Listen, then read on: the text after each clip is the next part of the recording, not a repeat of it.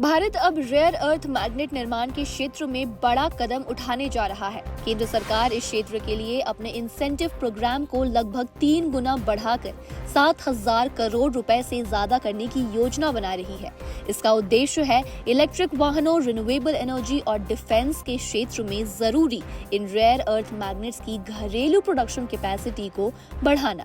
इस योजना के तहत सरकार $1 बिलियन यानी करीब 8,300 करोड़ खर्च करने का प्रस्ताव तैयार कर रही है। ये पहले की $290 बिलियन यानी करीब 2,400 करोड़ की योजना से कहीं ज्यादा बड़ा कदम है। ये योजना फिलहाल मंत्रिमंडल की मंजूरी का इंतजार कर रही है।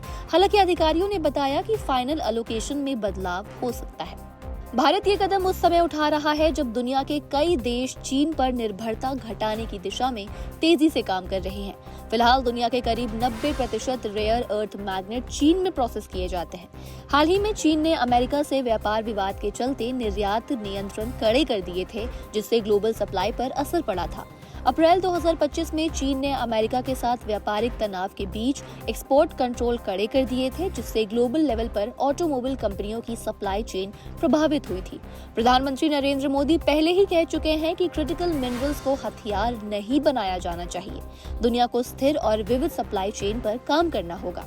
भारत की इस नई योजना का मोटिव ग्लोबल लेवल पर रेयर अर्थ मैग्नेट्स के प्रोडक्शन कैपेसिटी को बढ़ावा देना है, जो EV motor, wind turbine, missile system जैसी हाई टेक्निक डिवाइसेस में खास भूमिका निभाते हैं। सरकार चाहती है कि आने वाले कुछ सालों में भारत न सिर्फ अपनी घरेलू जरूरतें पूरा करे, बल्कि एक्सपोर्ट के मामले में भी तेजी से उभरे। लेकिन बात यही खत्म नहीं होती है, क्योंकि भारत के सामने अब भी कई बड़ी चुनौतियां हैं।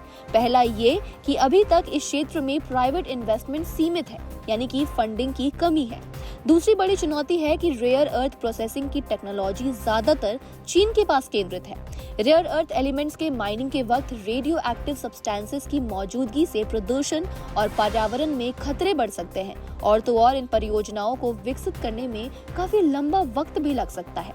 फिलहाल बिना सरकारी हिस्सेदारी के आर्थिक रूप से घरेलू प्रोडक्शन प्रैक्टिकल ही नहीं है, इसलिए शुरुआत में सरकारी कंपनियां यानी कहे PSUs इस क्षेत्र में आगे बढ़ रही हैं।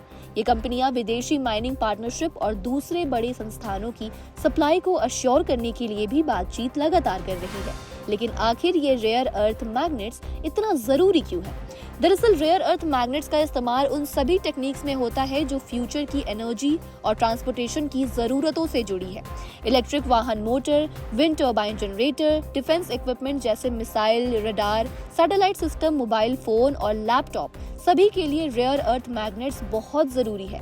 इसलिए इन चीजों की अवेलेबिलिटी को बढ़ाना भारत के लिए रणनीतिक रूप से बहुत जरूरी माना जा रहा है।